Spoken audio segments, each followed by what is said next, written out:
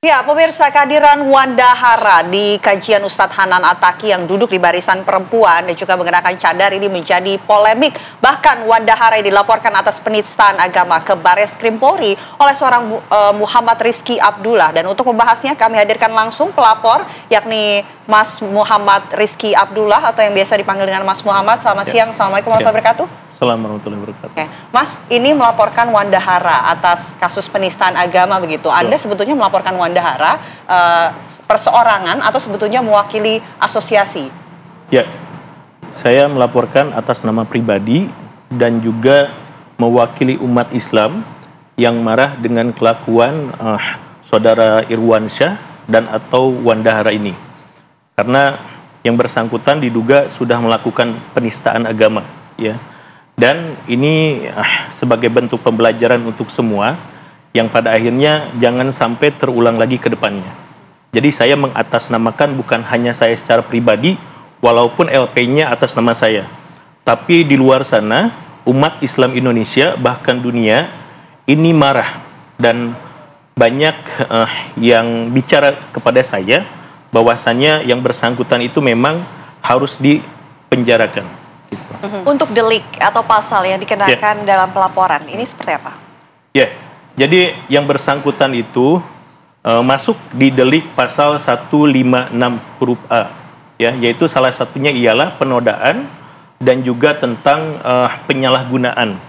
Yang bersangkutan memakai cadar, memakai hijab, jilbab, dan datang ke kajian, yang mana kajian itu ialah sebuah ritual agama Islam yang suci, yang harus dijaga segala sesuatunya. Dan yang bersangkutan pun masuk ke safnya perempuan. Nah, jadi dia fitrahnya sebagai laki-laki itu sudah melanggar di acara tersebut. Nah, di sana deliknya masuk. Oke, tapi sebetulnya apa yang Anda harapkan begitu dari pelaporan terhadap Wanda Hara ini? Ya, ini sebetulnya menjadi sebuah pintu masuk, ya, yang mana ada dua kesalahan yang bersangkutan itu lakukan. Yang pertama itu ialah dugaan tindak pidana yang tadi, karena beliau sudah diduga melakukan tindak pidana penistaan agama.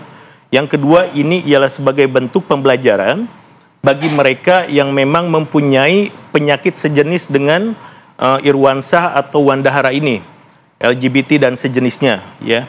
Dan banyak di luar sana yang sebetulnya memang faktanya hari ini pertumbuhan mereka ini semakin meningkat di Indonesia. Dan sebetulnya ini berbahaya. Nah, makanya ini sebetulnya bukan hanya kepentingan saya pribadi dan bukan hanya kepentingan terkait umat Islam. Ini juga kepentingan untuk generasi kita ke depan.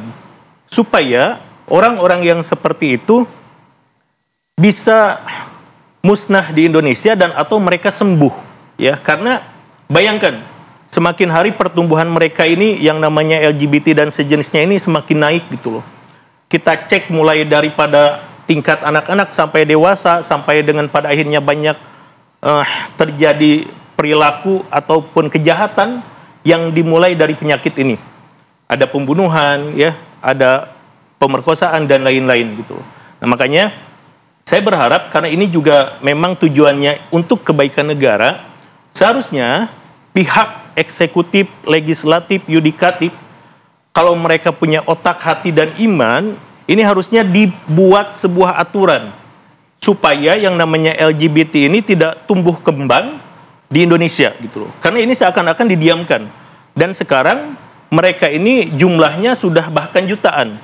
Dan ini juga yang jadi bahayanya, ini seakan-akan kita menormalisasikan mereka. Gitu. Oke, Mas Muhammad, kalau kita lihat kan untuk Irwansyah atau Wanda Hara ini sempat meminta maaf juga kepada publik di media sosial, apa ini tidak cukup? Ya. Jadi banyak ulama bahkan MUI sudah bicara, ya, bahwasannya yang bersangkutan itu salah, ya, tidak bisa dibenarkan semua ustadz, ya, karena memang selaras dengan apa yang disampaikan oleh syariat. Yang kedua, bicara terkait dia sudah minta maaf, secara hukum positif itu tidak menggugurkan proses yang harus berjalan. Bahkan saya monitor berita ini kan sudah ada di mana-mana, ya, YouTube, Instagram, Facebook dan lain-lain. Banyak netizen yang mengharapkan bahwasannya Wanda Hara ini bisa masuk ke sampai dengan penjara gitu loh. Adapun nanti prosesnya kita akan lihat sampai dengan pada akhirnya akan ada jawaban yang terbaik melalui proses hukum ini. Oke. Tapi begini Mas, ini kemarin saya juga sempat berbincang bersama dengan salah satu Ustadz Riza, yang mengatakan bahwa sebetulnya kalau kita lihat niat dari Wandahara untuk datang ke kajian itu kan untuk belajar begitu ya. Kalau kita, walaupun memang caranya salah, cara berpakaiannya salah, tindakannya pun salah begitu. Tapi untuk kejadian ini dia juga sudah meminta maaf, harusnya memang kita ini merangkul begitu, bukan memukul. Nah, dengan tanggapan seperti itu, Anda melihatnya seperti apa? Ya. Kalau yang bersangkutan niatnya datang ke sebuah kajian itu ialah dalam rangka untuk menuntut ilmu, pengen menjadi pribadi yang lebih baik lagi, mungkin dia datangnya tidak dengan cara seperti itu. Dia akan datang dengan layaknya memakai baju laki-laki dan hadir di sapnya laki-laki. Tapi dia tidak. Dia hadir ke kajian dengan teman-teman circle artisnya, yang pada akhirnya apakah dia memang tulus untuk mencari ilmu, atau pengen tetap ikut-ikutan dengan circle-nya yang artis itu, atau buat dia posting di sosial media.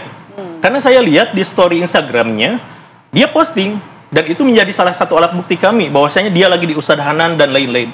Oleh karena itu, kalau kita melihat, apakah dia niat datang itu ialah untuk benar-benar mencari ilmu, atau hanya untuk update di sosial media, atau seperti apa? Adapun terkait apakah kita memaafkan, kita sebagai saudara muslim memaafkan.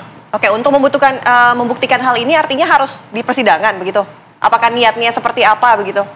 Oh ya, dia alhamdulillah dia sudah menyesal, sudah minta maaf, kami hargai, kami hormati itu gitu ya. Namun yang namanya sudah, ini kan bukan menyakiti saya secara pribadi ya.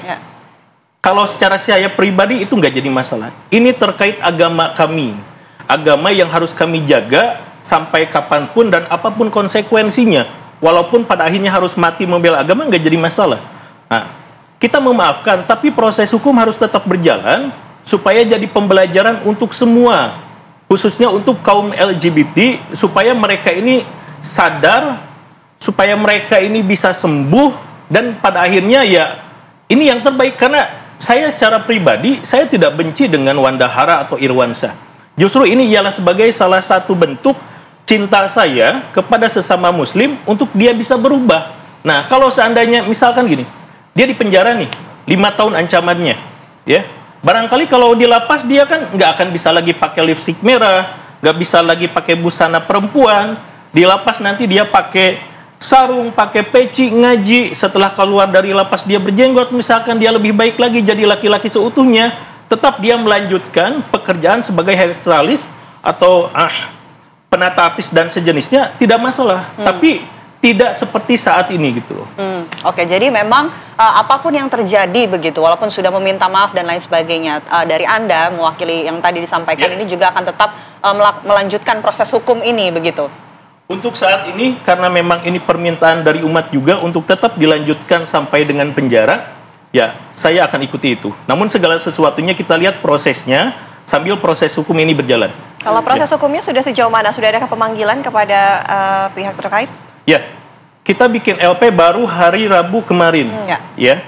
Nah, insya Allah setelah dari acara ini kami langsung ke Mabes, kami koordinasi dengan penyidik untuk memastikan kapan Irwansyah beserta Nagita Slavina dan lain-lain untuk bisa dipanggil, ya, termasuk juga untuk bisa memastikan proses hukum ke depannya seperti apa. Gitu.